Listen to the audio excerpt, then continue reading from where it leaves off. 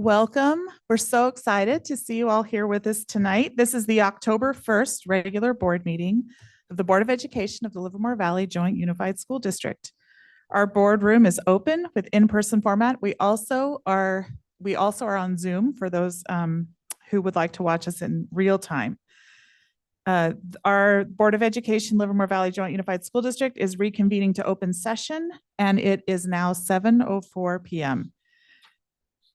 Please be advised that our board meetings are televised on local channel 28 on Wednesday and Saturday evenings and on Monday, Friday, and Saturday mornings. We're going to begin with the flag salute. We're going to invite Principal Meunier and our Maryland Avenue STEAM Academy students to lead us in the pledge.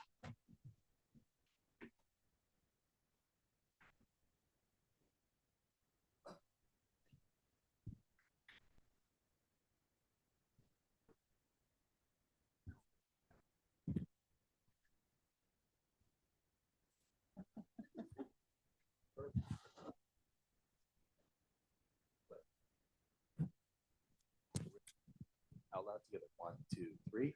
Ready, pledge.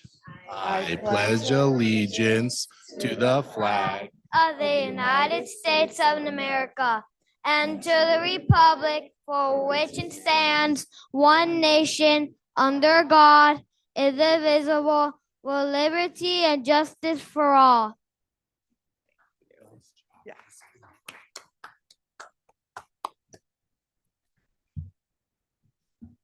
Thank you. I think that is our best pledge this year so far. Apologies to our student board reps who did it last week. They weren't quite as enthusiastic. So thank you so much. That was wonderful. We are returning from closed session, and all actions approved in closed session must be reported out in open session. And I'm going to ask Trustee Bueno if he could report that out. Surely. Thank you. The board unanimously voted to approve the acceptance action settlement number 202-407-1006. Again, unanimously. The substance of the agreement would be to, in exchange for compensatory educational services, reimbursement for these educational services, related services obtained by parents on behalf of students, assessments, and payments of attorney's fees. The student agrees to waive all claims against district through 2026 extended school year. Thank you.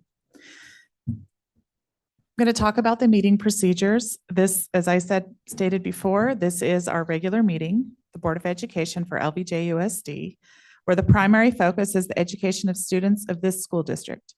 During this meeting, members of the public will have the opportunity to share information and voice their ideas and concerns regarding matters within the jurisdiction of this public agency. During the board's discussion of each agenda item, there will be a time for you to have the opportunity to speak to that item.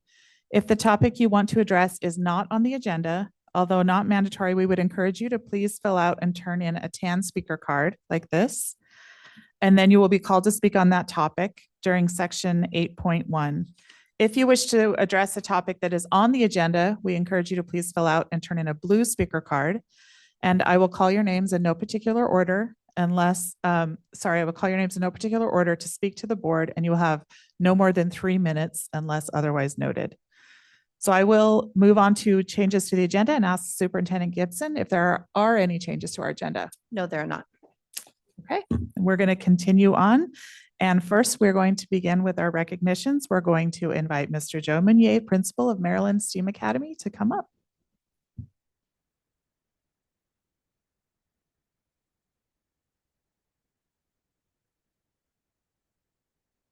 I have quite a few friends with us tonight. Oh my gosh. There we go.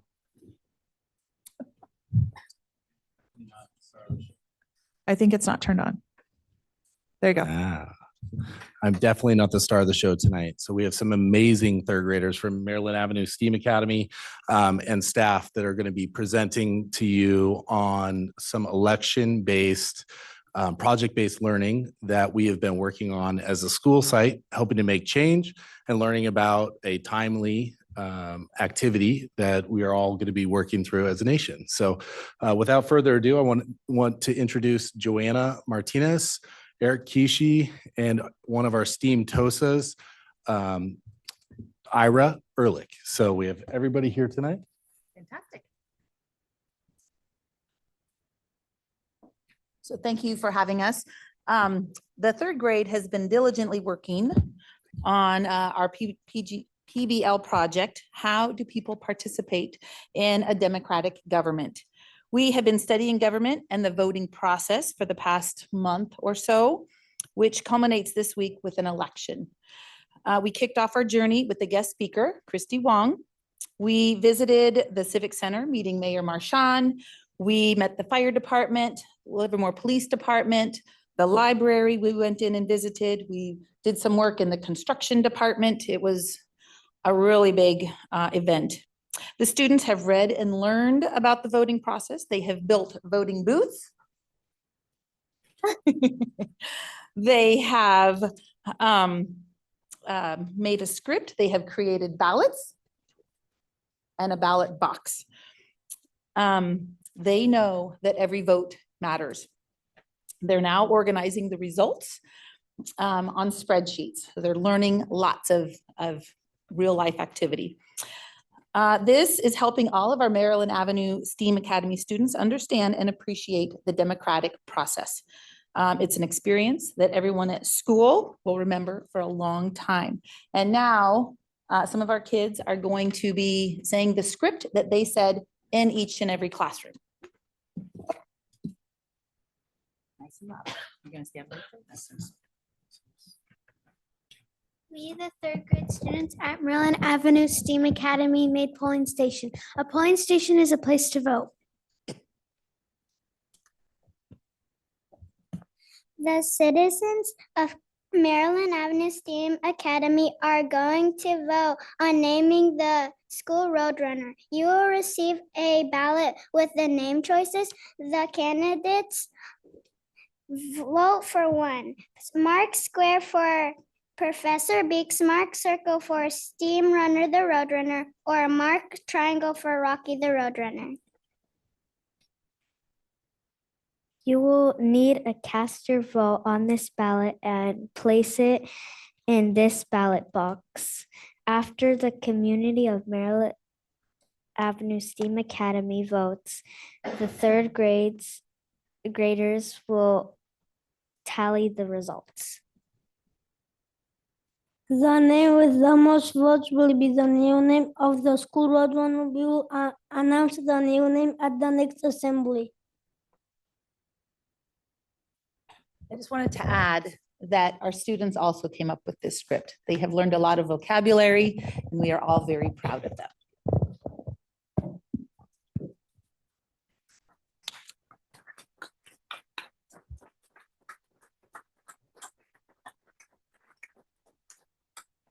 So thank you again for having us. And so, ladies and gentlemen, do we know yet what the results are for the name for our Roadrunner?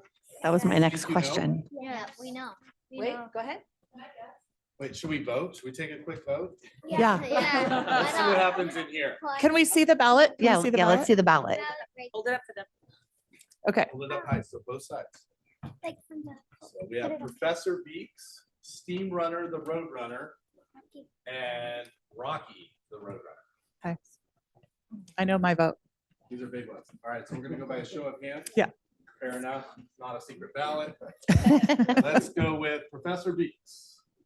How many do we have? What?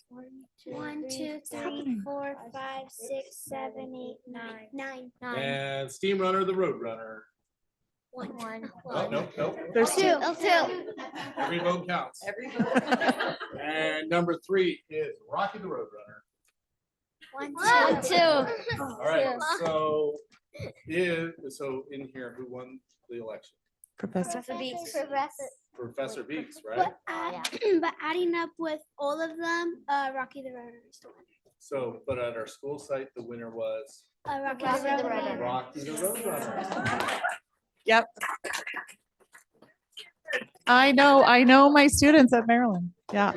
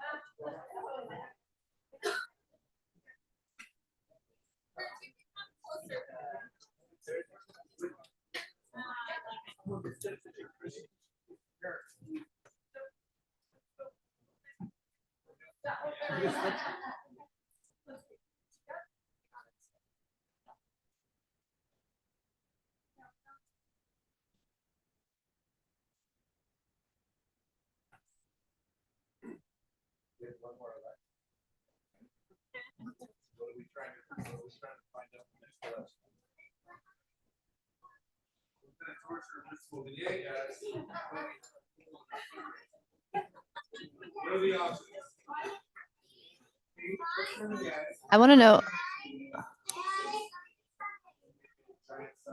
I want to know if we get to vote on this too, Mr. Meunier. Can we vote? I want to vote on this.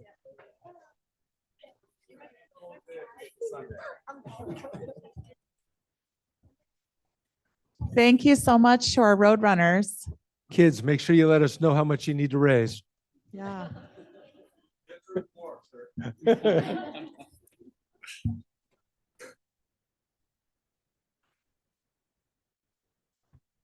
Yeah, that was a good recognition.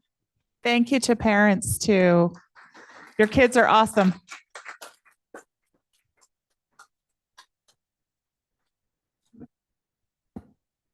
Well, that was exciting. Love that. Meeting adjourned. Let's be done.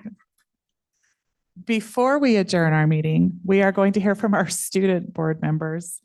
This is one of our other favorite parts of the meeting where we get to hear from student board member representatives from our two comprehensive high schools, Livermore High and Granada High. And I am going to roll the dice and invite Gabriel Benitez. I'm so sorry. From Granada High School is going to go first, followed by Addie Hart from Livermore High. Good evening, Board President Prusso, members of the board, Superintendent Gibson, Cabinet, and community. I'm excited to bring more great news from Granada High School tonight. We just wrapped up an incredible homecoming week filled with school spirit and fun. Superintendent Gibson was even able to attend the Junior Hoko skit, which was a huge hit. After skits, we had a very successful homecoming rally that got everyone hyped up. Our football team came out on top in the homecoming game, beating Berkeley High School. Then the week ended with our homecoming dance, which had over 1,200 students in attendance, making it one of the largest dances we've ever had. Our cross-country team continues to excel as usual, bringing pride to Matador Nation with their consistent and strong performances. On the academic front, Granada has 10 National Merit semifinalists this year. And lastly, our seniors are deep into college application season, working hard as the first deadlines are fast approaching. It's an exciting time to be at Granada, and the Matador spirit is stronger than ever. Stay classy.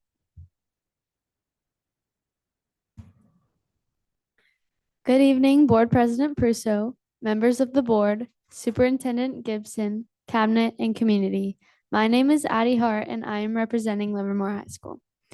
Family Resource Center will be opening on October 2nd, 2024, providing a welcoming environment where families can access vital resources, gain essential information, and build connections with the school community.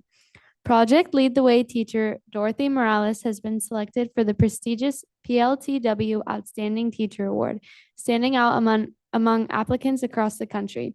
It's an honor to work alongside and support our engineering program and all PLTW programs at Livermore High School. Congratulations on this incredible achievement.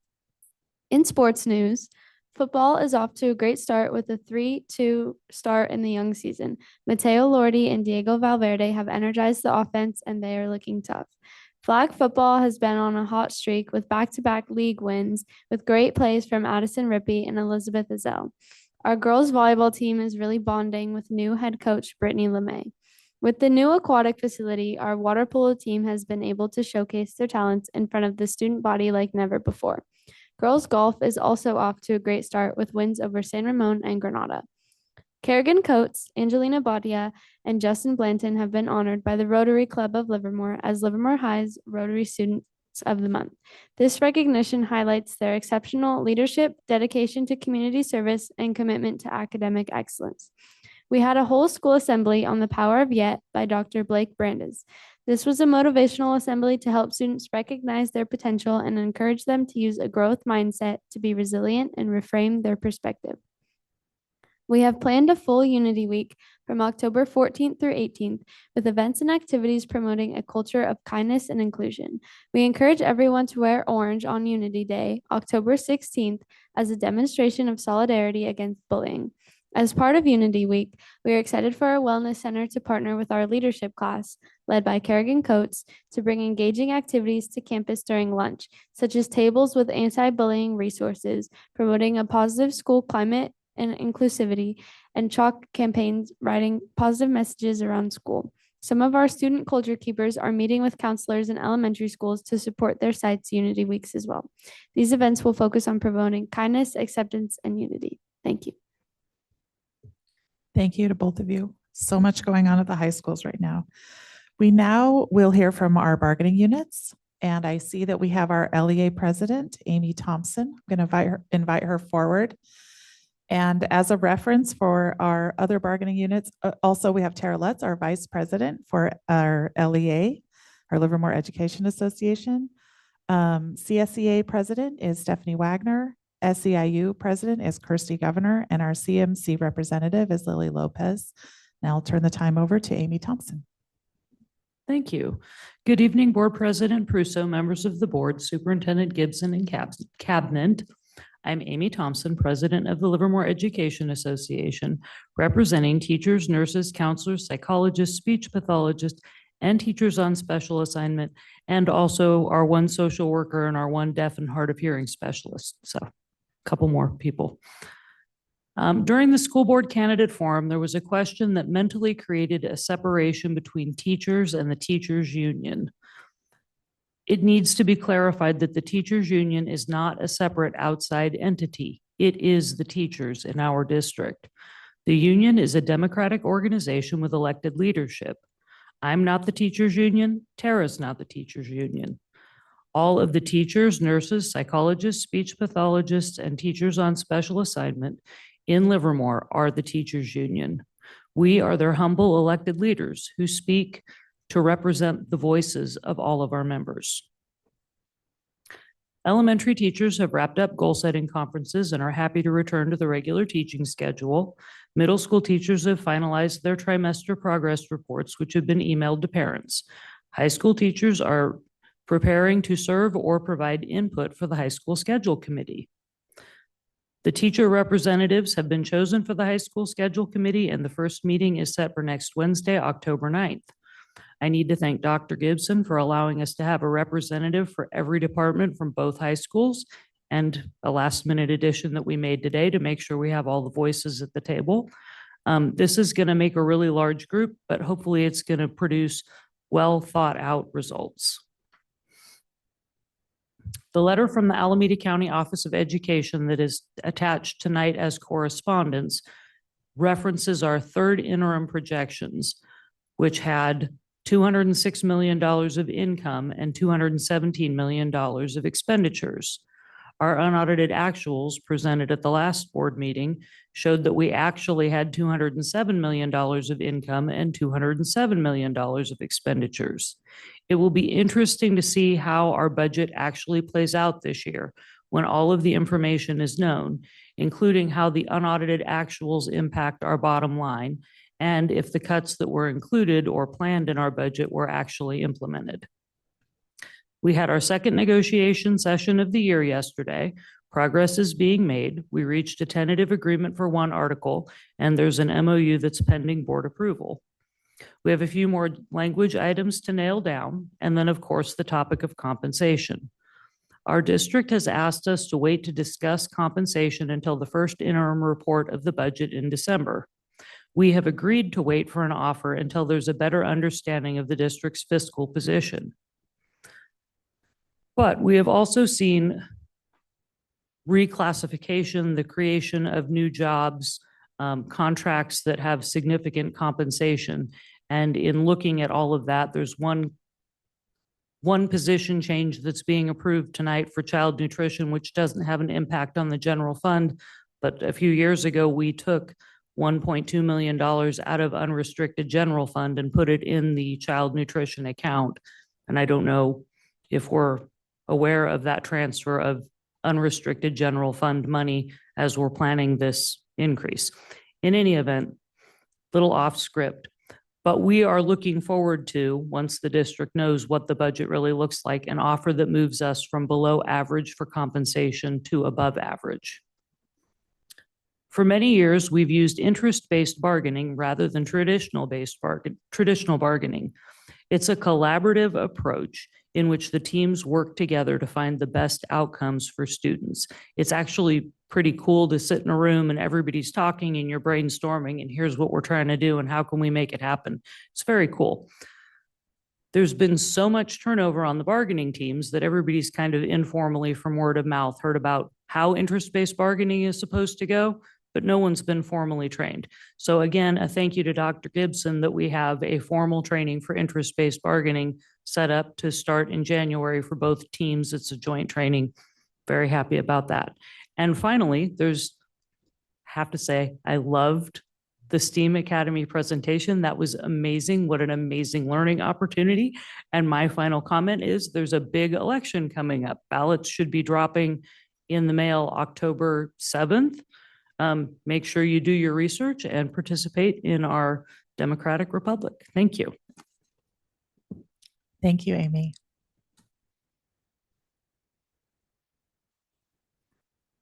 We're going to move on to agenda item 8.1, which is our audience communication. Communication from the public is the time for the public to comment either in writing or verbally on any item that is not on the agenda. The board may listen to the comment and ask staff clarifying questions, but they will neither discuss nor take action at this meeting on the topics that are not on the agenda in accordance with the Brown Act. If you would like to address a topic that is not on this evening's agenda, now is the time to do so. We ask that you limit your comments to 3 minutes and that each speaker may speak once. Thank you. So I'm going to ask Dee Dee Arenas.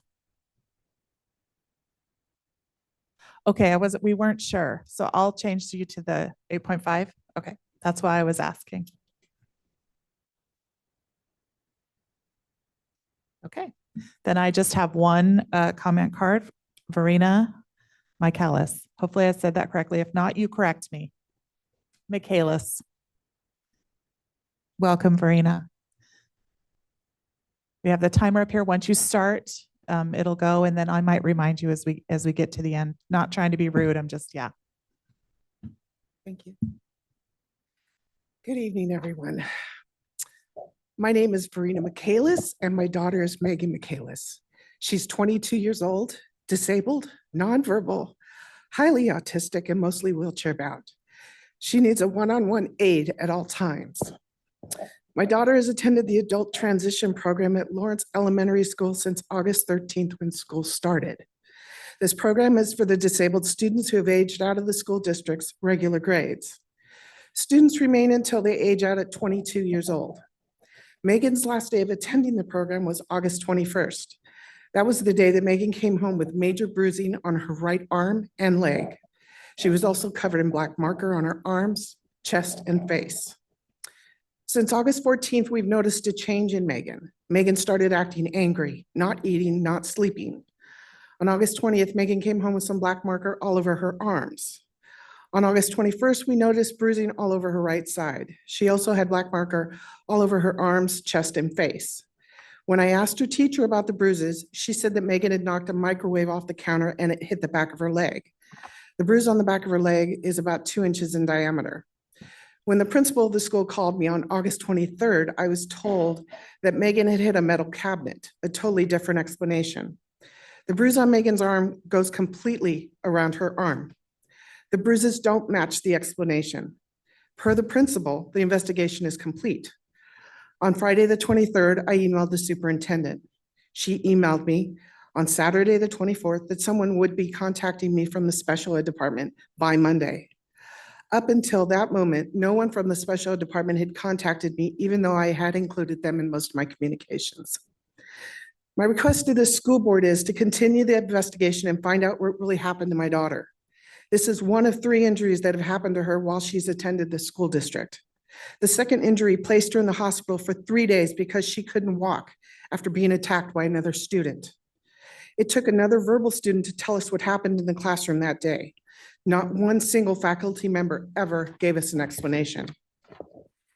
It seems like the special needs program has lost some of its progress, their way of handling situations, of communicating. If they don't walk or write about it, if they don't talk or write about it, it didn't happen. It'll blow over in time. In my last conversation with the special ed director, I told her how 30 important it seconds. was to communicate with special needs parents, especially parents with nonverbal children. If you don't communicate or acknowledge our inquiries, our minds go in every direction. We think you're hiding things. I know there is more to this last injury to my daughter, and I want those that know what happened to please take responsibility and let me know. Since this last incident, I have met with the assistant superintendent. She also investigated Megan's injuries. I wasn't surprised to see the results of her investigation. Megan caused her own injuries. Megan has had a one-on-one That's aide your since she is 4 years old. Where was her aide when these injuries happened? Where was her teacher? Why didn't they keep her safe? In the 15+ years Megan has entered this school district, she has never, ever come home with bruises. She still doesn't sleep at night. She's still not eating regularly, and she's angry all the time. Verena, I don't want to cut you off. That's your time. I ask you to keep looking into it. Okay, thank you. I appreciate it. I just would like to ask staff if we could get a follow-up on this. Thank you, Verena. Thank you, everyone. Okay.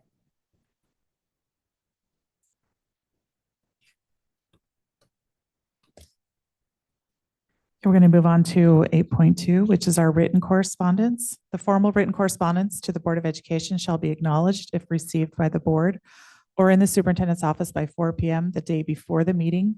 Formal written correspondence received after the cutoff time will generally be acknowledged at the following meeting. And just a note, our board electronic communications received via the Livermore Valley Joint Unified School District website by accessing the formal written correspondence to the Board of Education link with all fields completed and verified shall be treated as formal written correspondence. I'd ask the clerk if she could summarize any correspondence for us. Yes, we have 4 pieces of correspondence. The first is a letter from the Alameda County Office of Education regarding the 2023-24 annual report on the fiscal solvency of our district. Second is another letter from the Alameda County Office of Education regarding the 2024-25 local control and accountability plan and adopted budget review. The third is a letter from Karen Jonas, a district parent wishing to formally protest the semester schedule.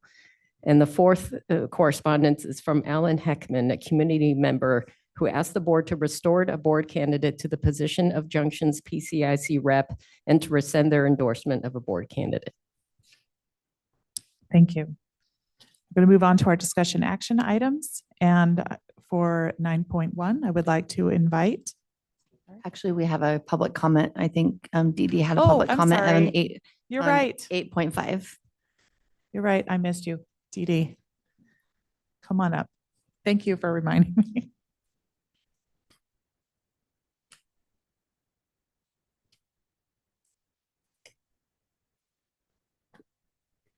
Thank you so much for allowing me to speak tonight. My name is Dee Dee Arenas, and it's nice to meet you. I've been involved at Junction Avenue for 10 years as a grandparent and volunteer. I have 2 daughters with children currently attending there. During my years there, I have witnessed a small group after a burnt out small group of PTA members working so hard to help their school succeed, raise money and organize fun events for the students. Every year they struggle with recruiting parents to join the PTA board, getting help with the fundraising and finding volunteers to help at school. Dina immediately became involved at the school when her older son began attending there. However, like so many other distraught families in the district, she was informed that her children would not be able to attend Junction when it was time for her younger son to start school. Her family was forced to make a difficult decision to leave Junction and to send them to school where they could attend together. Despite this, Dina had a heart for the families at Junction and remained on the PTA, continued to volunteer and help the school however she could. She continues to do so to this day. Unfortunately, another candidate running for school board who happens to have children at Junction has been actively trying to prohibit Dina from being able to volunteer on the PTA. She approached the officials at the district office and successfully had her banned from attending PCIC meetings. She then went to the school administration to try to get her completely removed, and thankfully to no avail. Meanwhile, this same candidate has never been involved or volunteered at the school herself. She did, however, recently attend a PT meeting that was open to the public. While there, she asked several questions and criticized information that was being shared. She also bragged about her education and background. When that meeting adjourned, she loudly voiced to a small group of attendees that she was running for school board. Clearly, she had other ulterior motives for attending this meeting. Not once did she mention that she was interested in getting involved or helping the school in any way.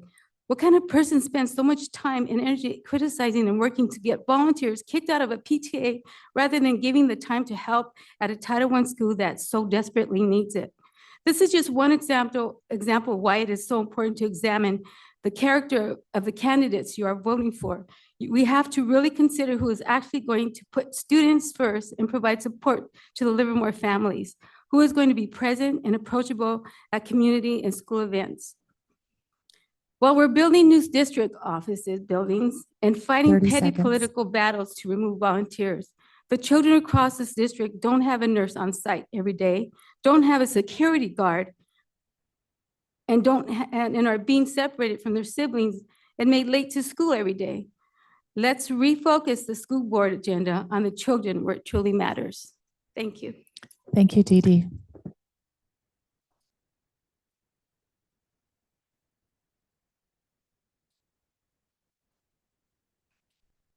Okay, now I will invite Mr. Jason Krolikowski forward for agenda item 9.2, the approval of new course descriptions.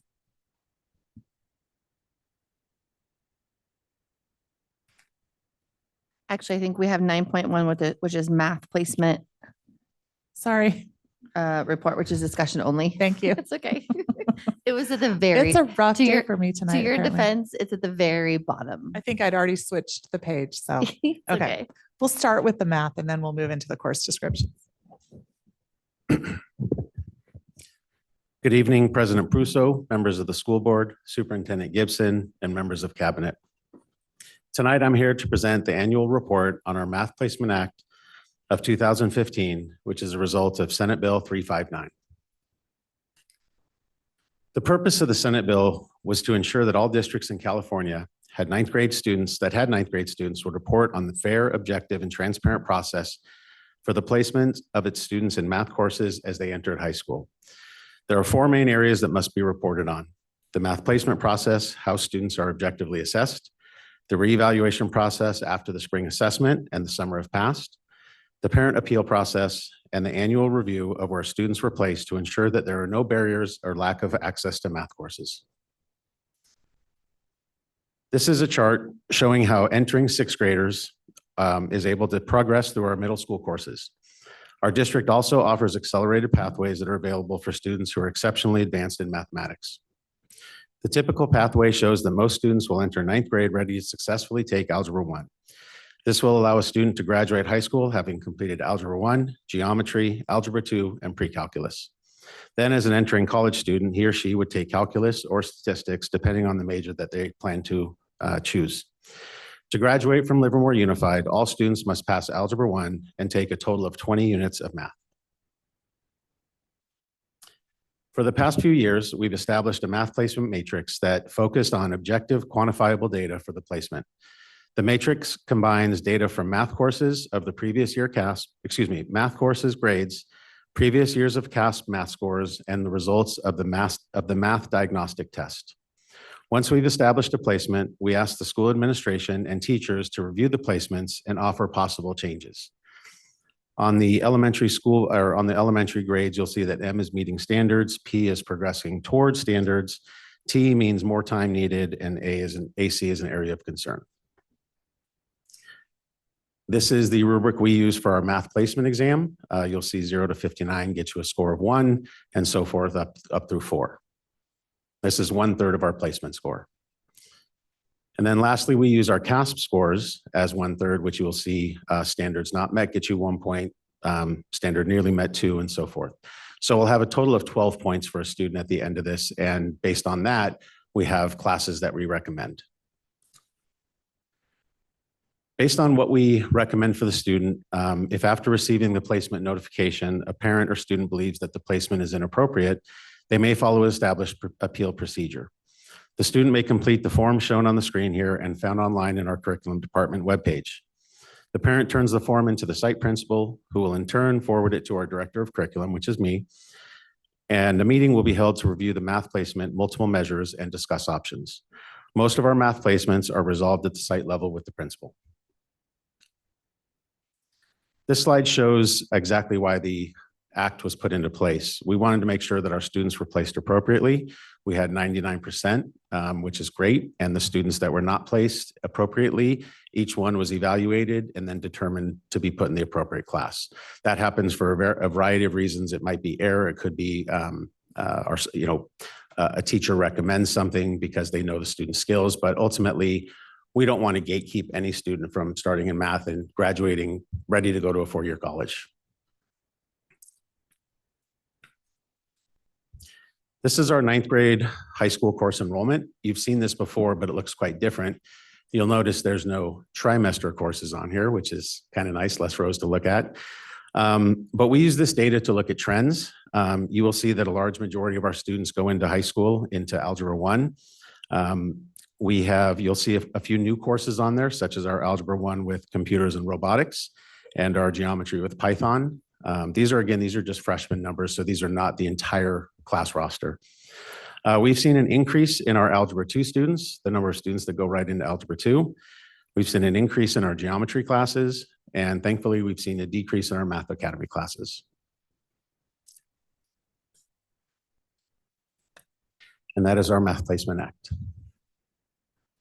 I have no blue cards. Any board members have a question, comment? We'll start with Stephen. Are there, do you follow guidance on the metrics related to thinking about, like on slide 4, the math placement? No, the next one, slide 5, like the 0 to 59%, 60 to 74, 75 to 89. Are we following best practices regarding the metrics that we use to differentiate, or is that something, past practice, or is there guidance from the state, or do we look at neighboring school districts to kind of decide how we're going to calibrate the measures? These scores were determined with some of our math teachers in the past, and so it kind of aligns up with what they believe their proficiency levels would be. There's no guidance given that we're aware of, but this test is straight from the Cal Berkeley Consortium that puts the test out. That's why we have that 3rd objective measure. I'm not advocating this, I'm just trying to understand, could the district decide that they were going to use all placement test scores as 100%, or does the state say that it needs to come from a variety of sources? It has to have multiple measures. Okay, but we get to decide 1/3, 1/3, 1/3. Correct. Okay. Anyone else? Yeah, Trustee Bueno. Thank you. On slide 9, the 9th grade enrollment, is 870 the total number of 9th graders enrolled? Correct, for all of our, correct. Okay, so we could do easy conversions on the percentage. Correct. It's not counting students with IEP placement in these numbers, so that's not going to represent our entire freshman class, but the students who have these courses, yes. Okay. Is there a way that we could also get a sheet, not tonight, but that would show the demographic for total enrollment of each of the columns? Yes. So that we can see if someone's underrepresented or if... Yes. Can I clarify what you're requesting? I'd like to see the total number, like this is the total number of, if you just look under males. There's 460. But what's the total number of males in the class? And is the only exclusion those with an IEP? From these numbers, yes. Okay, then there's no need for that. Thank you.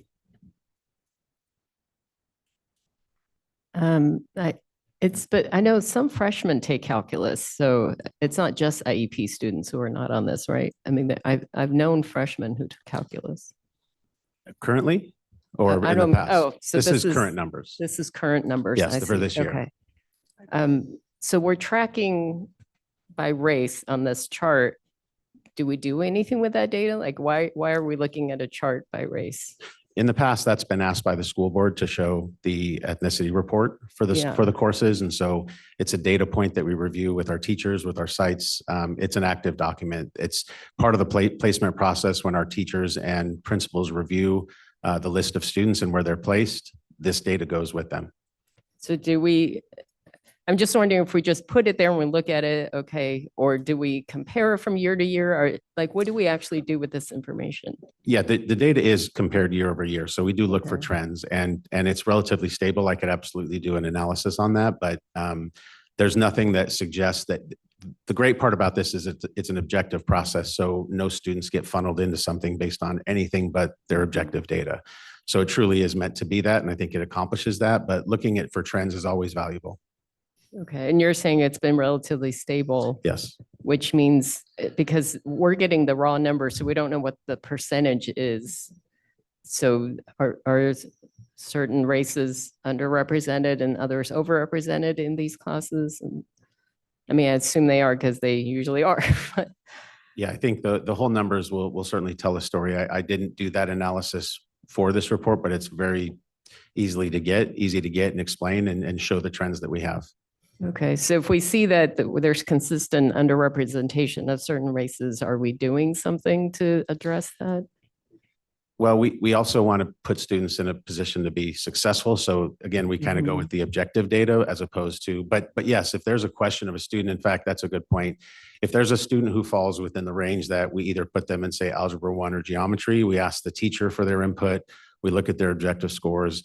We don't look at race as a reason to put a student in or out. So we Right. want to basically give that objective answer and put them where they want to be successful. Yeah, I can mean, be. I'm not suggesting we, put someone in a certain class because of their race, but Correct. maybe trying to identify, I would suspect it'd be multiple years back in time to, at what grade are we not addressing what the students need so that when they get to high school, they can be better represented in these classes.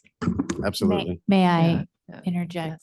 It is day 7 for me, but I would just like to offer the board, we're happy to go back and look at the disproportionality as comparative to our students as far as ethnicity in our high schools as compared to how they're placed, and bring those numbers back to the board if the board wishes.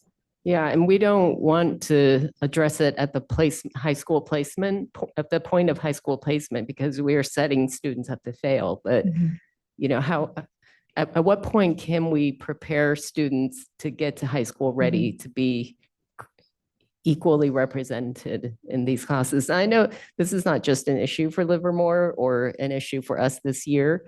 It's all schools all the time. This is an ongoing problem, but I just feel like if we're going to look at this chart, we need to know why we're looking at it and what we're going to do about it.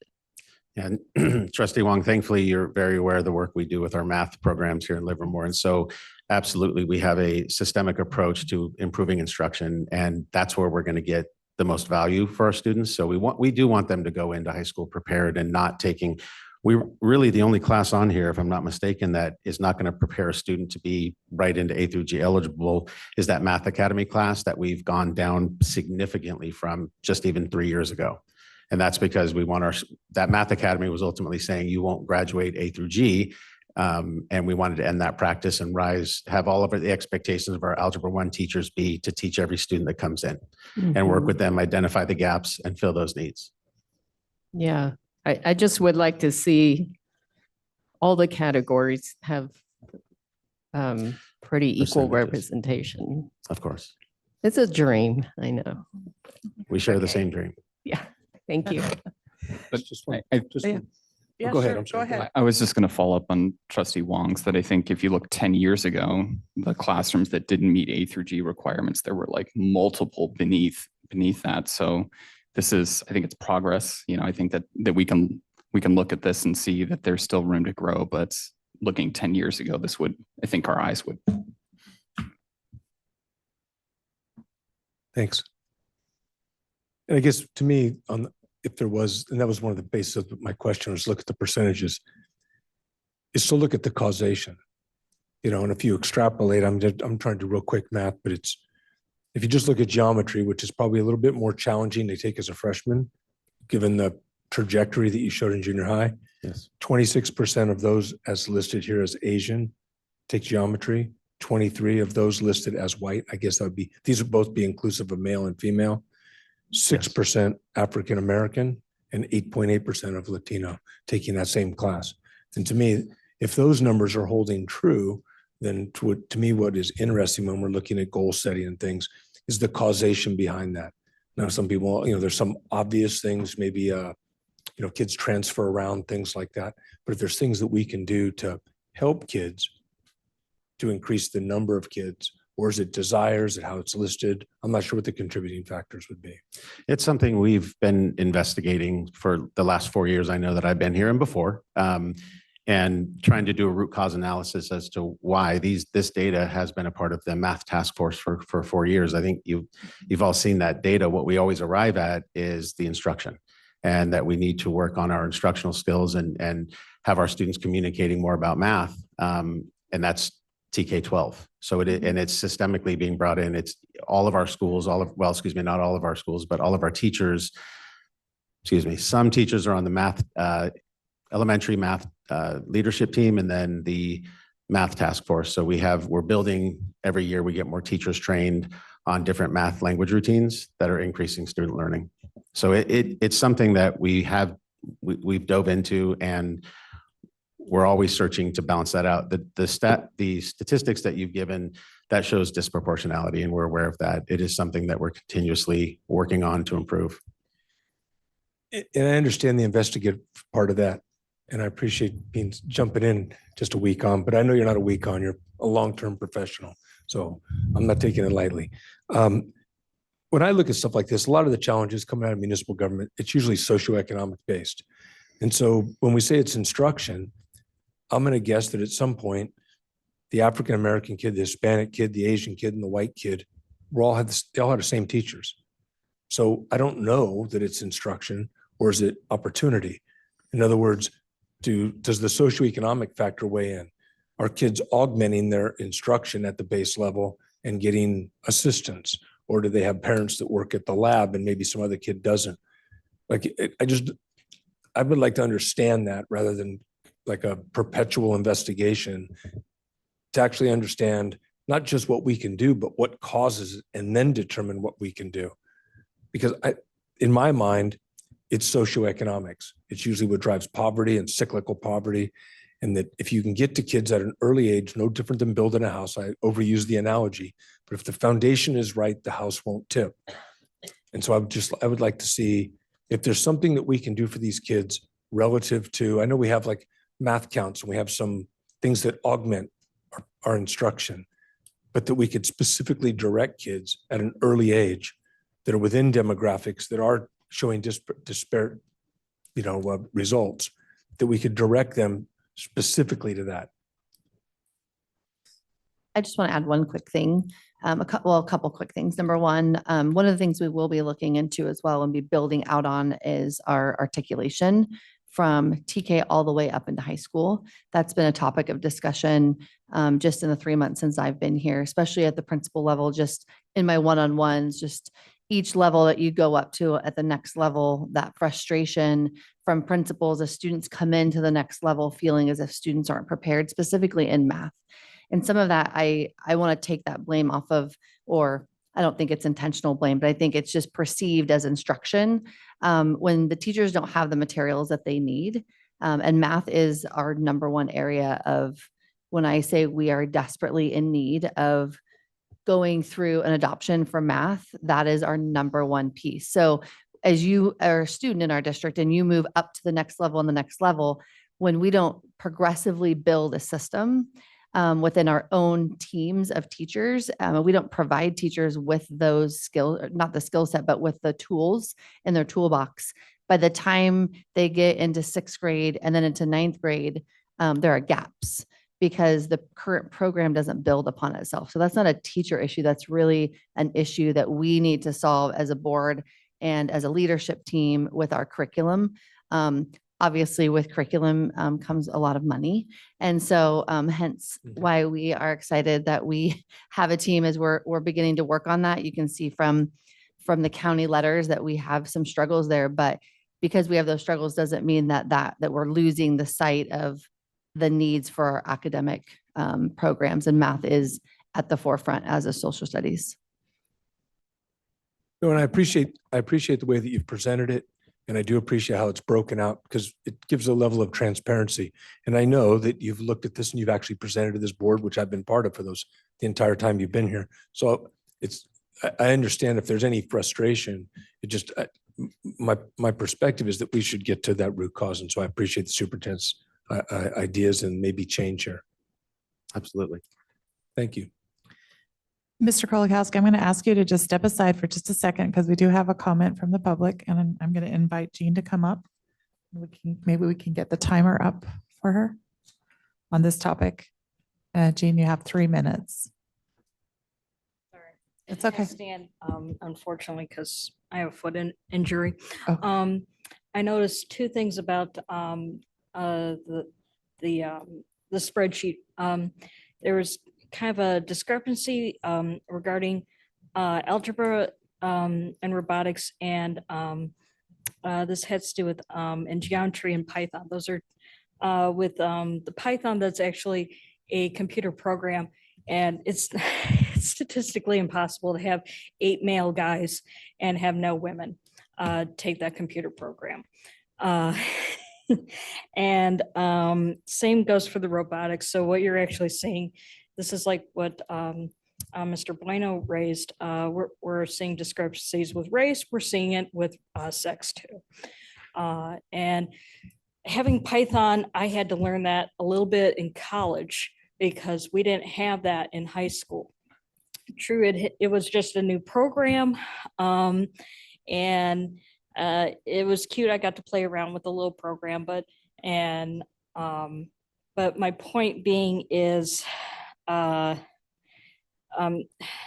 might just have geometry with Python across the board, because like what I said, you need that skill with Python. And because right now you're just seeing, basically the gender gap, and it is huge. This isn't just maybe 100%. This is 800%.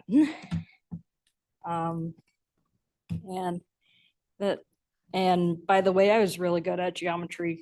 It was one of the few math courses I got A's in, trig.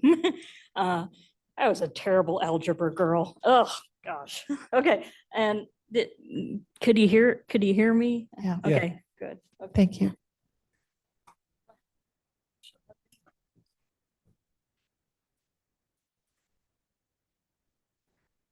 Thank you. I'm not sure the numbers for the algebra and robotics and the geometry and Python.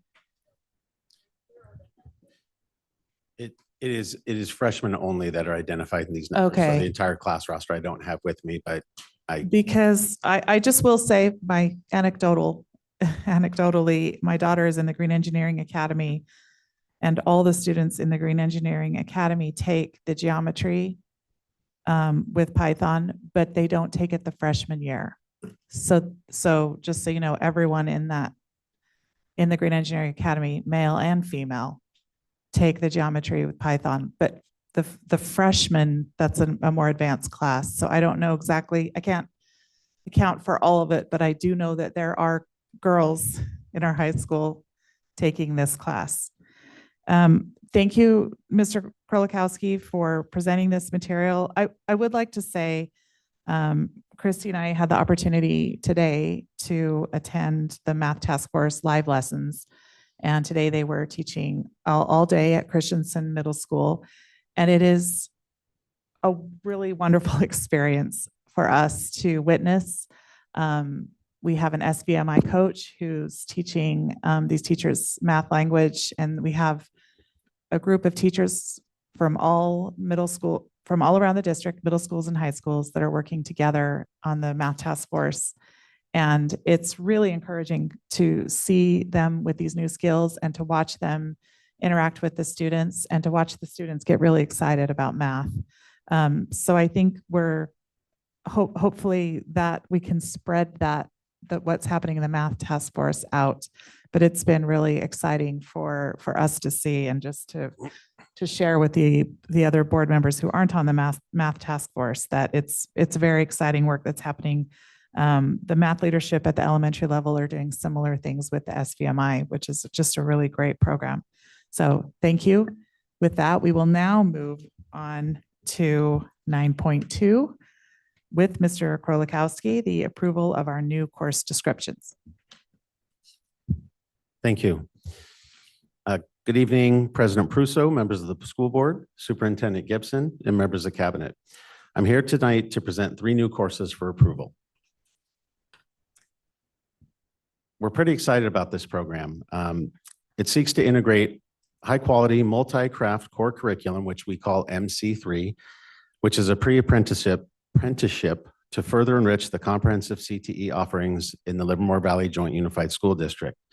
This innovative partnership between CTWI, which, as outlined on the slides, is Construction Trades Workforce Initiative, and LVJUSD will enhance alternative career pathways for students, which will ignite their potential and pave options into prosperous futures in union and construction trades.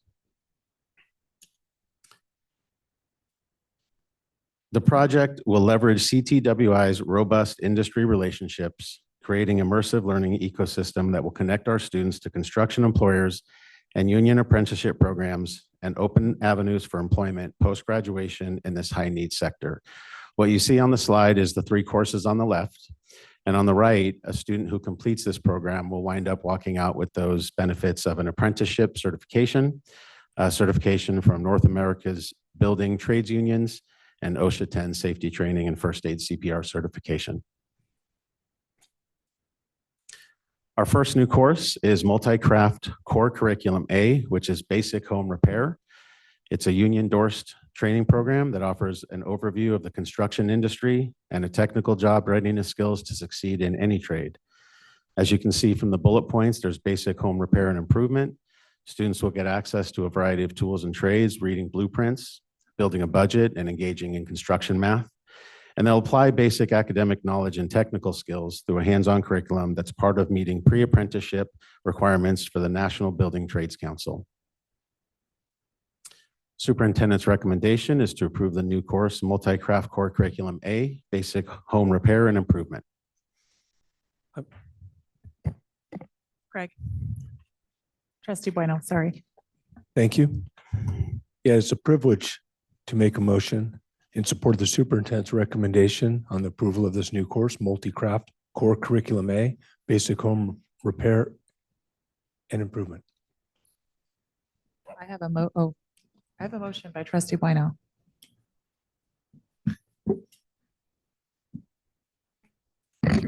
Yeah, I have a, and it pertains to all of these. So can I just ask it? Okay. Sure. I know these are all new courses, so these are all available. My question is, will it be all available for all high schools, students, and the second follow-up is, because a lot of these are project-based, what district facility will these be implemented at? Yes, so right now we're going to start it at Del Val, depending on the success level and the continued funding with our partnership with CTWI. We could expand this, we could make it district-wide, and so there's definitely thoughts with that. Your second question about where this will be located, it'll be housed on the Del Val campus. They're turning, if you know where that bike room was, they're turning that into a shop class. And so there will be renovations. There's other opportunities. We'll have access to job sites, but that's the home base. Second. Okay. So I have a motion by trustee Bueno, seconded by trustee Druin. Is there any discussion on the motion? Can I just ask a Yes. quick question? Follow up to that. It's at Del Val, but Granada and Livermore High students can take the courses too. Not at this time. Oh, That not won't at be an this time. option. We're going to, again, this is sort of a pilot. We're trying it, Okay. depending on the success level. We want to open it up to everyone, but right now we don't have it built in to have students I come see. during the times that will be offered. Okay, okay, You will need to be a Del Val student. okay. But I believe there is no discussion on the motion. So then I'd ask the clerk if she could call roll. Trustee Bueno, Aye. myself, aye. Trustee Druin, Aye. trustee Guzman. Aye. President Pruso. Aye, and that passes 5-0. And we'll move on to the next course.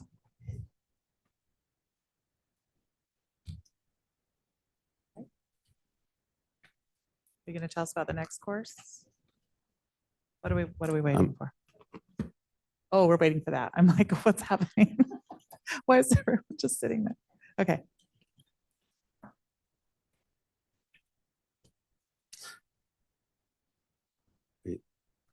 Okay. Okay.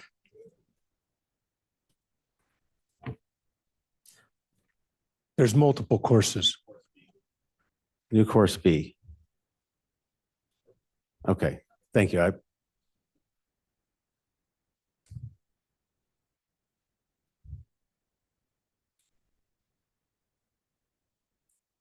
believe there's 3 in the series. Yes. Too far.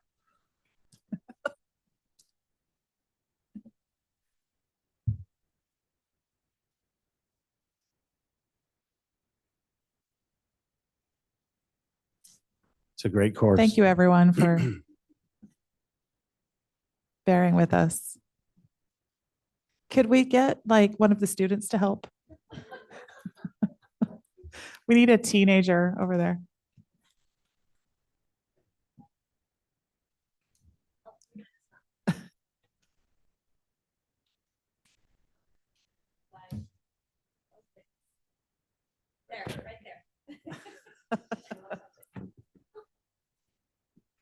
Thank you.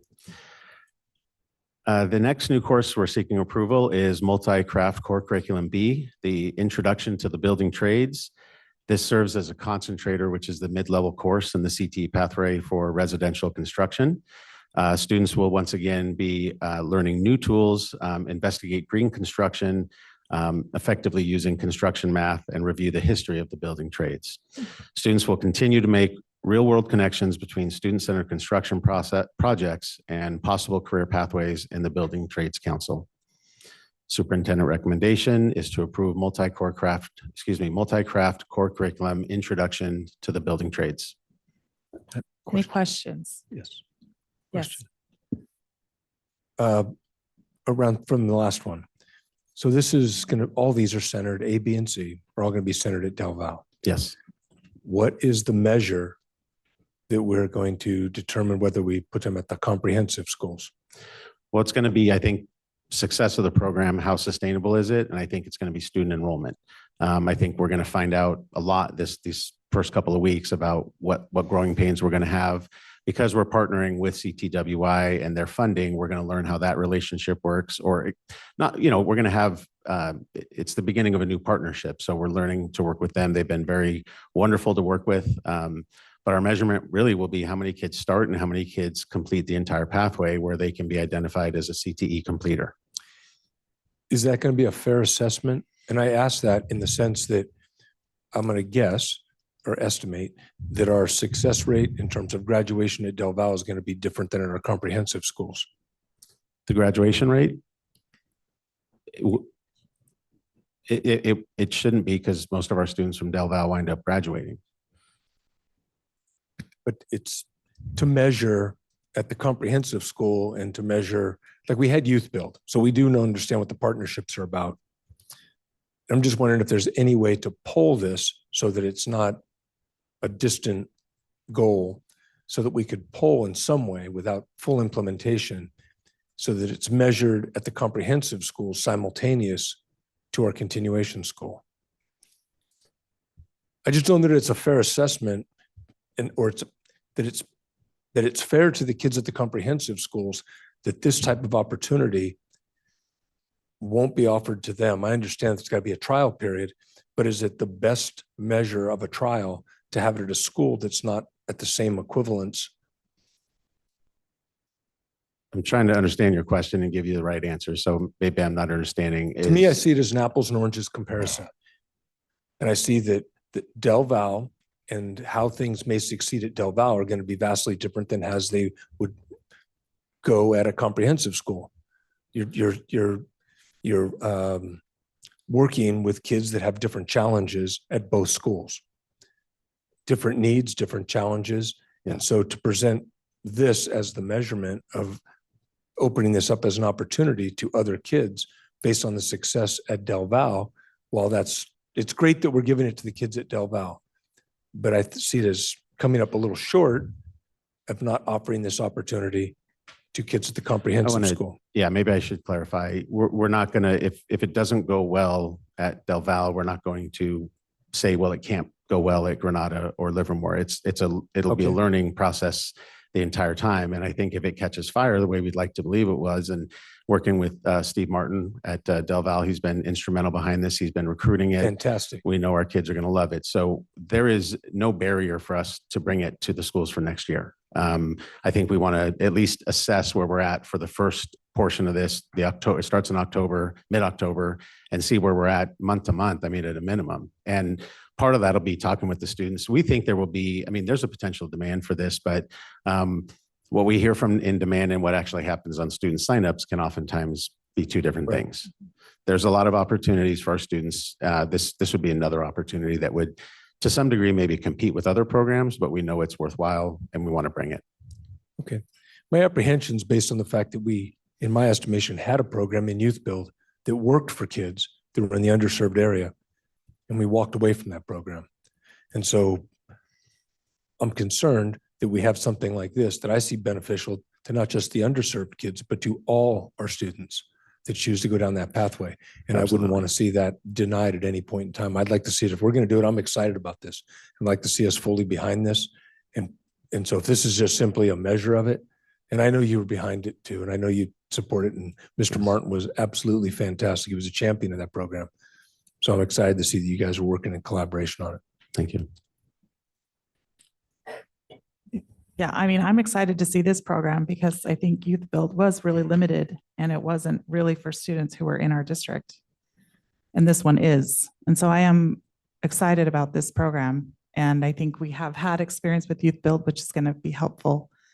And I think it's great that we're getting a start, and hopefully I would like to see it as well be offered to all students in the district. I understand that we're starting where we're starting, and I think that's fine but I think the goal is to move outward. Any That's what I would program hope. that's going well, we're going to replicate and bring to all of our students. Absolutely. Yeah, we need kids in the trades, just speaking as a contractor. Any other comments before?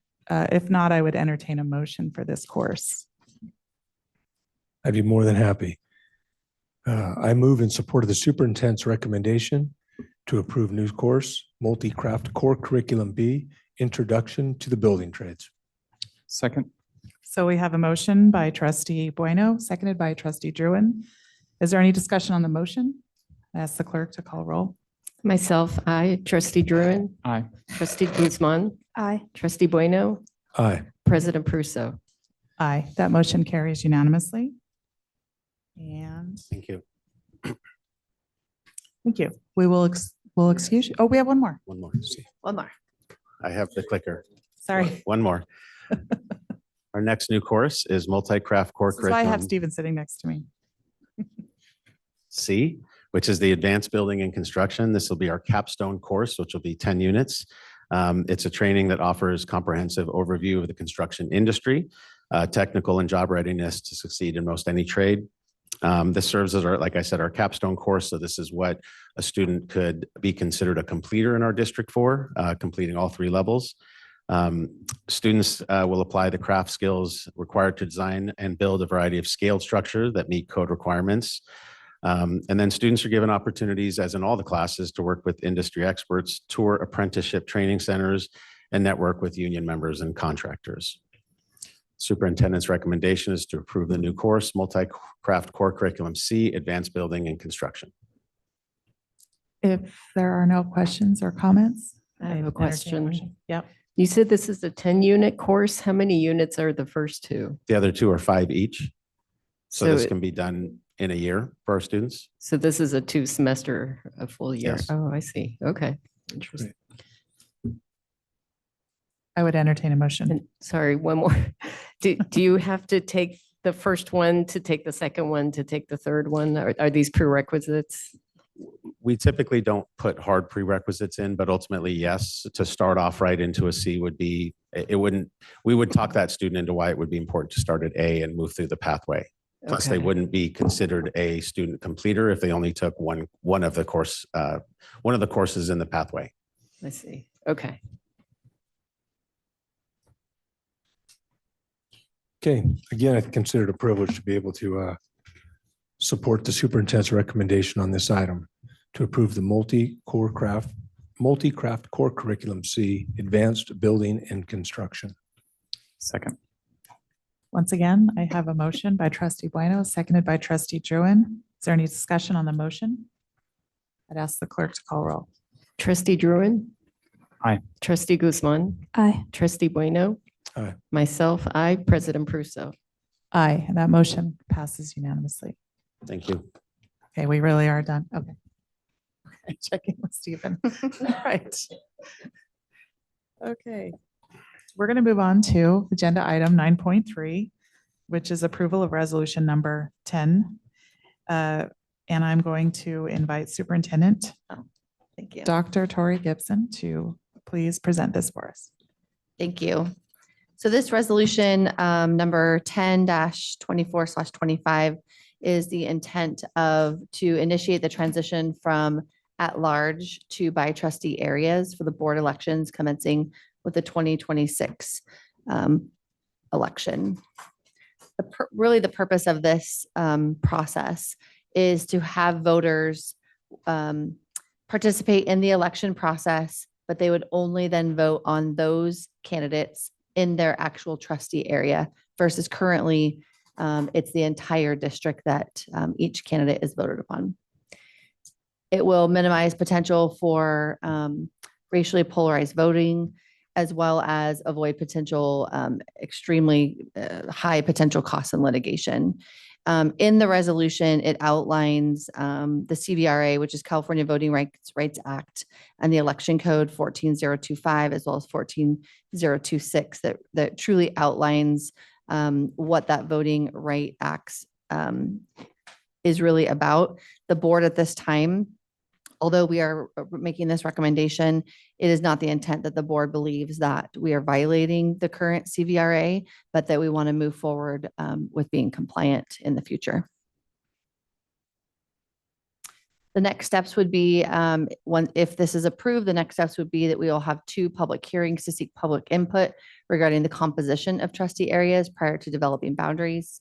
We'd have 2 additional public hearings on top of that to seek input on proposed trustee area boundary maps. So we'll have map options that we'll be looking at.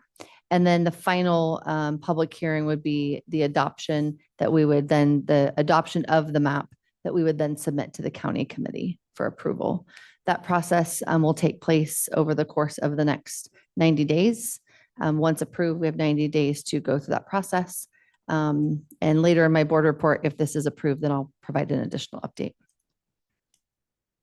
It is my recommendation that we are seeking, that we ask the board to approve resolution number 010-24/25, the intent to initiate a transition from at-large to by trustee area board elections commencing with the 2026 board election. I have no blue cards. Any discussion? Okay. Not, I would entertain a motion. President Prusso, I move to support the superintendent's recommendation by approving resolution number 10-24/25, intend to initiate a transition from at-large to by trustee area board elections commencing with the 2026 board election. Second. Okay, I have a motion by trustee Druin, seconded by trustee Wong. Is there any discussion on the motion?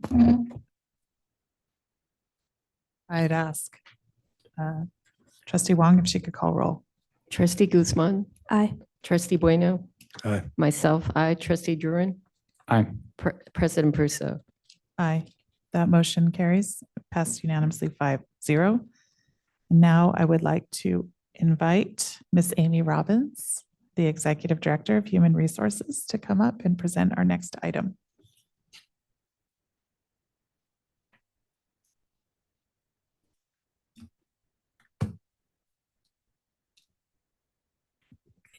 Excuse me. Good evening, President Prusso, members of the board, Superintendent Gibson, and Cabinet. Tonight, I bring forward for consideration the approval of the reclassification of our current child nutrition director and a revised job description. The position of Child Nutrition Director is being presented this evening to be considered for reclassification to the Director of Child Nutrition. This title and this job description more appropriately reflects the current essential functions of this job. A little history: in the past, we've had classified manager confidentials, and we've had directors. So there's little directors and big directors on that salary schedule. And as we've transitioned over the last decade as a district, the Livermore management calendar used to be solely certificated. It is now certificated as well as classified. And that really promotes like leadership and oversight of departments. And so tonight, when we're bringing forth this job description, really looking at the leadership that's required for the role of the former child nutrition director and how that department and how the operations within that department work. With that, that department has child nutrition supervisors who are also on the classified manager confidential salary schedule. So pulling the director, which is the last director, to remain on the salary schedule off of that and move it over to the Livermore Management Association classified salary schedule. And really looking at, it's not a supervisory or manager role. It really is leading a department that's grown over the years and grown to be heavily mandated by state and federal regulations. As you know, that's paid out of Fund 13, our cafeteria fund.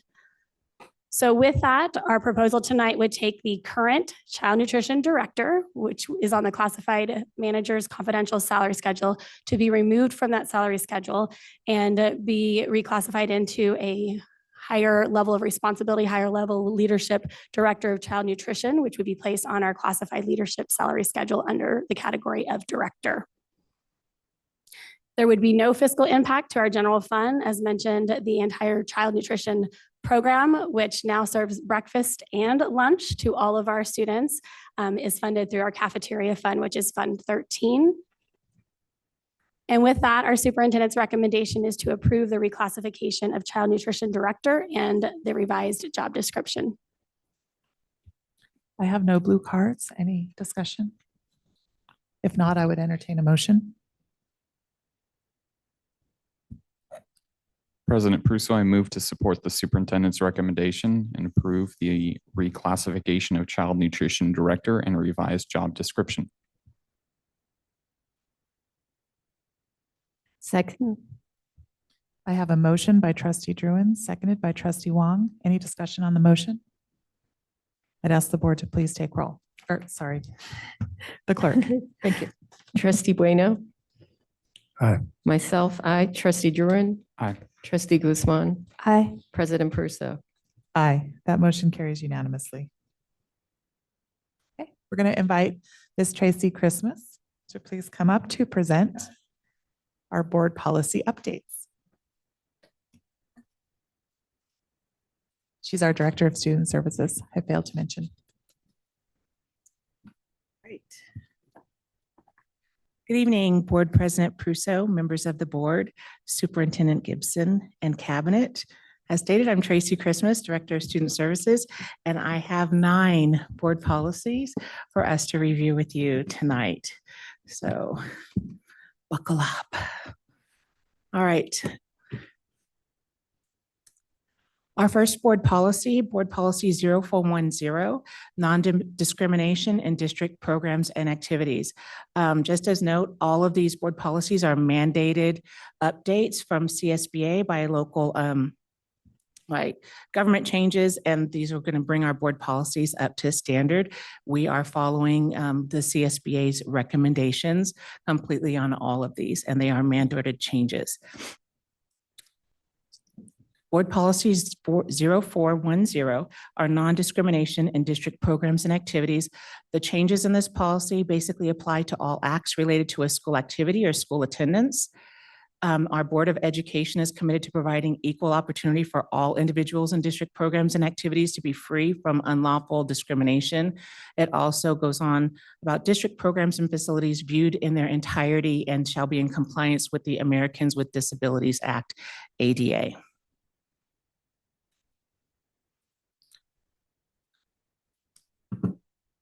I will move on to board policy 1312.3, which is our uniform complaint procedures. Also, for note in your packet, based on feedback from my last presentation, we've kind of changed the way the board policies committee has presented these documents to you. So you have a clean copy of what the board policy is actually going to look like if all of the changes are accepted, as well as the original policy with all the edits. So you can kind of see both versions just to try to make it easier for you.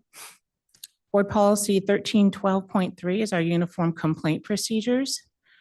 The additions on this policy just address resolving complaints, which may require a more formal process. It also states that our board shall adopt the uniform system of complaint processes so that we are compliant, and that the district's uniform complaint procedure is used to investigate and resolve qualifying complaints.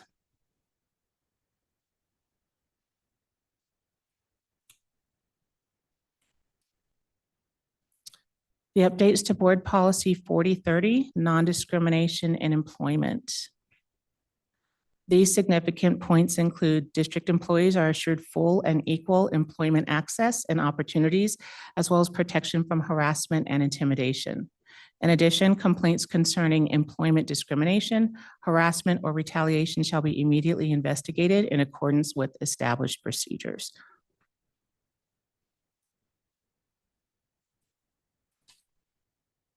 Our board policy 4033 addresses lactation accommodations. In this board policy, it recognizes that our Board of Education recognizes the immediate and long-term health benefits of breastfeeding and the importance of providing a supportive environment for our employees. Employees shall notify their supervisor or other appropriate administrator in advance of the intent to request lactation accommodation. And before determination is made to deny lactation accommodations to an employee, their supervisor shall consult with the superintendent. It also provides that a reasonable amount of break time to accommodate an employee each time they need to express breast milk. And also the employee shall be provided a lactation space for the purpose of performing such functions as needed and in private. Our board policies 4119.11, 4219.11, and 4319.11 all address sex discrimination and sex-based harassment. Many of these are directly related to the recent changes in the way Title IX complaints are handled.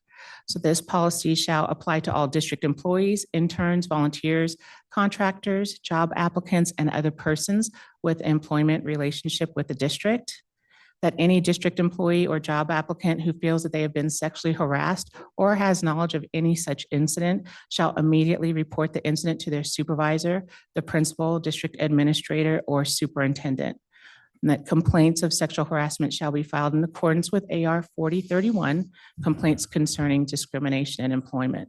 One other significant change in this policy is that complaints that are provided verbally are considered a formal complaint being submitted. Does not necessarily have to be in writing, and that the employee will assist whoever is making the complaint in actually putting that in writing.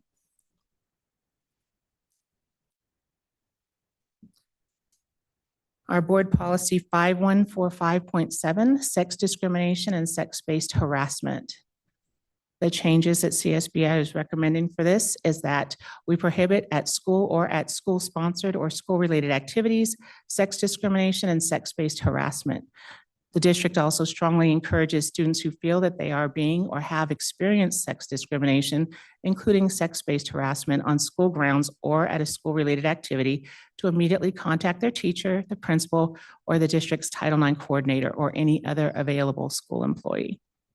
Any employee who receives a report or observes an incident shall notify the Title IX coordinator within 1 workday, and that designee shall ensure that all district students receive age-appropriate information on sex discrimination and sex-based harassments. It's of note that students in grades 4 through 12, disciplinary action may include suspension and/or expulsion.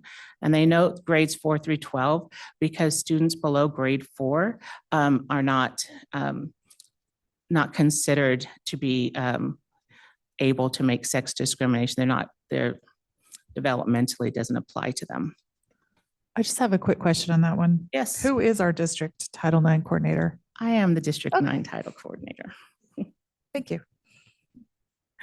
Board Policy 5146 for married, pregnant, and parenting students. The significant points in this policy is that our Board of Education recognizes that responsibilities pertaining to marriage, pregnancy, or parenting, including related obligations, medical conditions, or recovery, may disrupt a student's education and increase the chance of a student dropping out of school. That we will not exclude or deny any student from any educational program or activity on the basis of the student's current, potential, or past pregnancy, childbirth, false pregnancy, termination of pregnancy, lactation, or other medical conditions or recovery. It also states that a designee shall annually notify parents or guardians at the beginning of the school year of the rights and options available to pregnant and parenting students under the law. Pregnant and parenting students shall retain the right to participate in regular educational program or an alternative educational program. And a student who is pregnant or parenting or has a related condition shall be entitled to parental leave in order to protect the health of the student and/or the infant and to allow the student to care for and bond with the infant. When necessary to complete high school graduation, it is slightly cut off. Hold on 1 second. The student may remain enrolled in the school for a 5th year.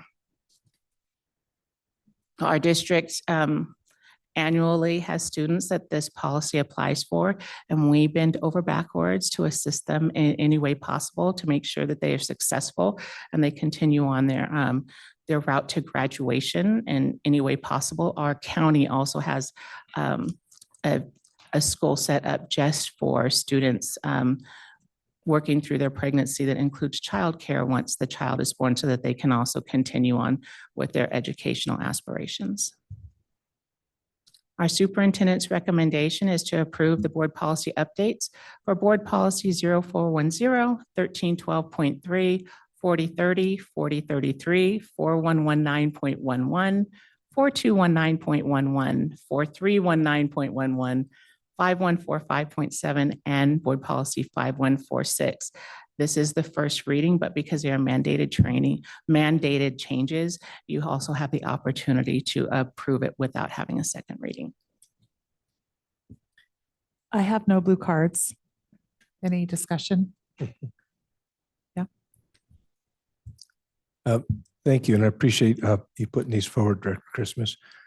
You mentioned that these were based on CSBA and that they're mandated. Are these taken verbatim from CSBA? Yes, they are.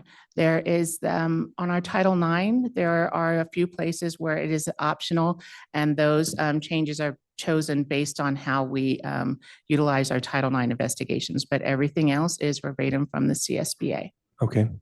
And so with CSBA, they're going to come in, they'll stand to legal review. So we didn't do any legal review of it. We're going with what CSBA just gives. Correct. Okay. Thank you.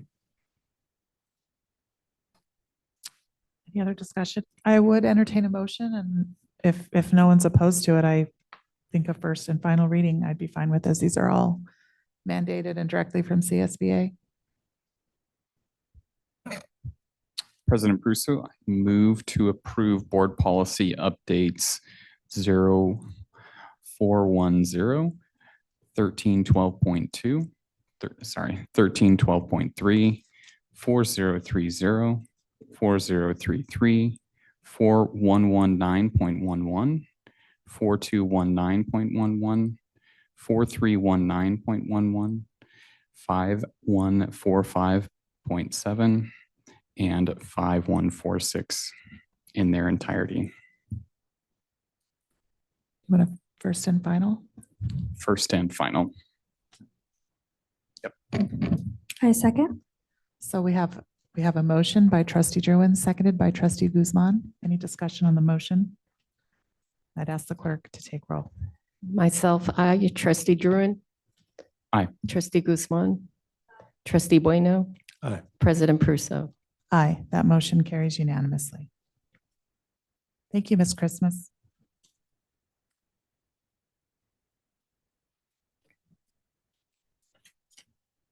Oh, here we go. All right, we have 15 consent items on the consent agenda this evening. I actually think we're going to remove the minutes from the September 17th regular board meeting and the September 19th special board meeting due to my absence. So we'll pull out 10.14 and 10.15. Is there any other consent items you would like to remove for discussion? If not, I would entertain a motion for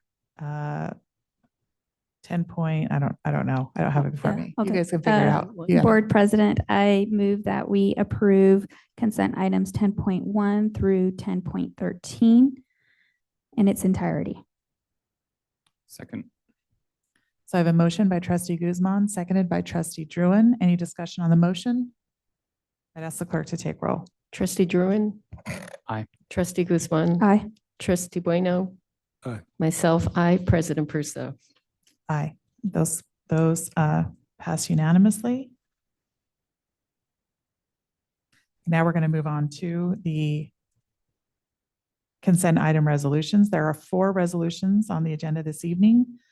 0102425. Wait. There's 3, sorry.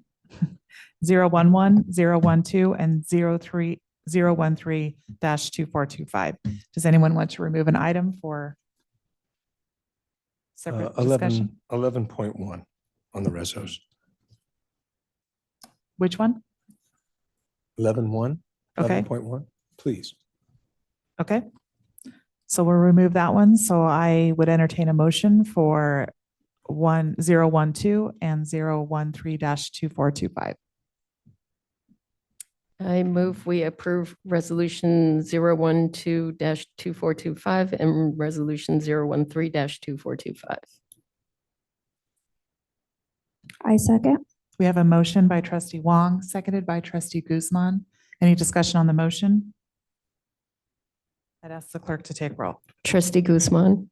Aye. Trustee Bueno. Aye. Myself, I, trustee Druin. Aye. President Prusso. Aye. That motion carries unanimously. And now we will look at 10 consent items, 10.14 and 10.15.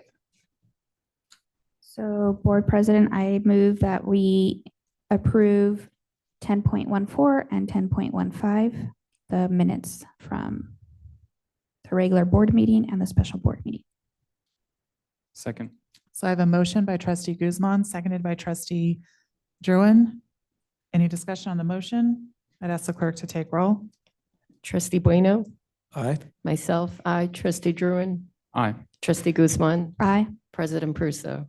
I just abstain. Thank you. Abstain due to absence. So that motion passes 4-1. Oh, 4-0. 4 with 1 abstention. Thank you. It's like a tie. Today, we're just 4-0 doing and it. 1. How many times do I get today? Because I think I've reached my max. Now we're going to move to 11-1.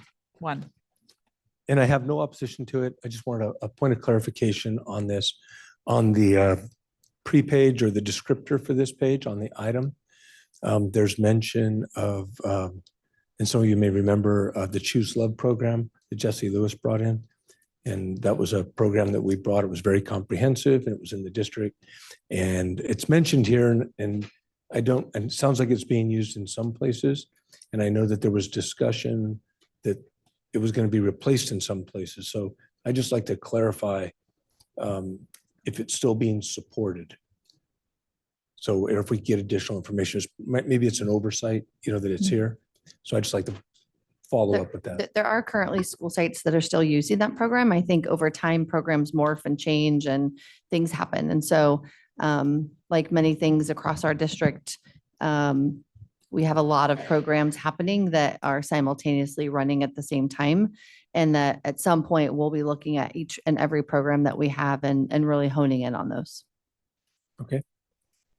And it was just, and my point of bringing it up is I happen to be part of that original, when we brought that in.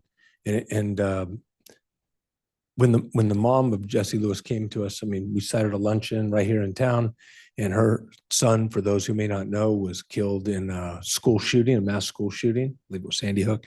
And he had written some words on a chalkboard. He was 6 years old and he wrote some little words on a board. He wrote "Choose Love" on it before he went to school that day. And he was just kind of a meek, mild, nice little kid. And so she came up with this whole program as kind of a way to mourn, to honor her son. And it's very broad-based curriculum. And I know it helped a lot of our students with it. So I know it was very embedded here. And it sounds like it's in some places and maybe not in others. So as we go forward, I know that the intent of that was to remember a little kid who was shielding someone else when he got his life was taken from. So I just don't want that to be lost on anyone. Thank you. If there are no other comments, I'd entertain a motion. I move we approve resolution number 011-2425. Second. I have a motion by trustee Wong, seconded by trustee Druin. Any discussion on the motion? I ask the clerk to take roll. Trustee Druin. Aye. Trustee Guzman. Aye. Trustee Bueno. Aye. Myself, aye. President Prusso. Aye. That motion carries unanimously. And we have our board member reports and requests. We're going to start with trustee Guzman. So this is just, I've been doing a lot of mom stuff with the seniors. So for those of you who have seniors, there's a lot of college nights, college preparation nights, college workshops, and or just start having the conversations about adulting. If that's what's going on in my household, and I'm sure many of others. That's about it. Trustee Druin. I attended the special board workshop. We heard from students advocating for the board to adopt a climate policy. The bulk of the workshop was, for the bulk of our workshop, our time was devoted to establishing goals for the superintendent for this academic year. I also met with President Prusso to see about adopting some of CSBA's best practices regarding the superintendent evaluation. If the other trustees recall, at the last California School Board Association, Trustee Prusso and I attended a workshop on superintendent evaluations. And so we're hoping to adapt and adopt some of those policies. Most of what we're doing is correct. I think there's some fine tuning that I think can make the process and product be better. Lastly, I attended the LGBTQ+ roundtable. We worked in subcommittee groups on addressing issues ranging from our district's name change process to gender support plans. Thank you. Trustee Bueno. Attended a couple of games, watching some of the kids play in the fall, which is always exciting. And other than that, dealing with a lot of grandkids. Got a whole bunch now. So we're waiting on number 7. We got a whole bunch. And they are all adorable. Super cute. All little kids are adorable. Trustee Wong and I are obsessed with them. Yeah, all little kids are adorable. Trustee Wong. I attended my last SELPA board meeting. It's been a real privilege to serve on that board. And the chair and I'm the vice chair, we're both leaving our boards, so there will be new leadership there. As President Prusa mentioned earlier, we attended a math live lesson earlier today, which is always really great. And I don't know if that's my last one, but I look forward to other board members getting to see how fantastic those live lessons are to observe. I want to let our high school students who are taking ASL or just any students who know ASL and want to participate in our public library at Civic Center once a month is doing ASL story time. And I should have reported on this earlier, but they've been doing it all year and they're really great. And they're packed full. I think our students already know because it looks like the whole class is there. They're very little kids as well as all these high school kids. It's super cute. And then lastly, the students at Granada High School organized a Get to Know Your Ballot Candidate Night. It's on October 14th at 6:15 p.m. for 1 hour. And they've invited all the local candidates to come and it's open to the community. So everyone's welcome to come and get to know your ballot on October 14th, Monday night. Thank you. I also wanted to just take a moment and express my gratitude to our board clerk, Christy Wong, for stepping in and running our meeting while I was out of town. I was away to memorialize the life of my uncle, Mike, who recently passed away. My uncle Mike was a longtime school counselor, someone who dedicated his life to serving students, volunteering with the Boy Scouts, and mentoring countless young people. He had an extraordinary heart. He was non-judgmental, compassionate, and accepted everyone who needed care and guidance. For the past 8 years, we've watched him battle dementia, and it is heartbreaking to see his health decline. In reflecting on his life, I'm reminded of the vital role that our counselors and mental health teams play each and every day, offering the same kind of compassion and support that my Uncle Mike gave so generously throughout his life. I'm just incredibly grateful for all of you, and especially our counselors and our mental health professionals who continue to give so much of yourselves to our students. Your work truly honors the legacy of people like my uncle, and it makes a lasting impact on our community. And with that, I'm going to turn the time over to Dr. Gibson. Thank you. So first, I would like to start off by welcoming our new Assistant Superintendent of Educational Services, Michelle Pichette. She is wrapping up day 7, and we are very excited to have her as part of our team. So a formal welcome to you, Michelle. Second, a little bit of additional information now that the resolution for the redistricting has passed. We have put together a flyer. We will start getting information out to the community far and wide. Just one thing I do want to point out are the dates that we have currently planned. We have a pre-meeting public hearing scheduled for October 15th at 7 p.m., which is a regularly scheduled board meeting. So we will have that agendized. At our workshop on the 17th at 9:30 a.m., we'll have our hearing number 2 for the pre-map public hearing. Then we'll move into the map consideration hearing phase, which requires 2 public hearings. The first one will be held on November 7th at 9:30 a.m. The second one will need to be a special meeting because the timing of our 2 November meetings is too close together. In order, if we do want to make some changes from the 7th to the 12th, it just wasn't enough time to give the public ample time to be able to really review those. So I'm proposing, if the board can look at your calendars, I'm proposing November 19th. I would recommend that we do that meeting again at an evening meeting. It can be, let's say 6 o'clock. It doesn't have to be as late as 7. So I would propose 6 o'clock on the 19th. I think it would be good. That would be the final public hearing prior to it coming to a regularly scheduled board meeting on December the 10th at 7 p.m., where the board then would do a public hearing again and do a formal adoption of the trustee map area. From that point forward, what will happen is my office will then notify the county board, which is known as the county committee for this process. They then have 60 days, up to 60 days to schedule their hearing, which will be held here as well. So the county committee board will come here. They will hold a formal hearing. We will then do a presentation to them of all the outreach that we've done throughout the community over this 90-day period. And then they will hopefully formally approve whatever map we recommend at that point. From that point forward, then starting in the 2026 election cycle, then that would be the trustee districting areas.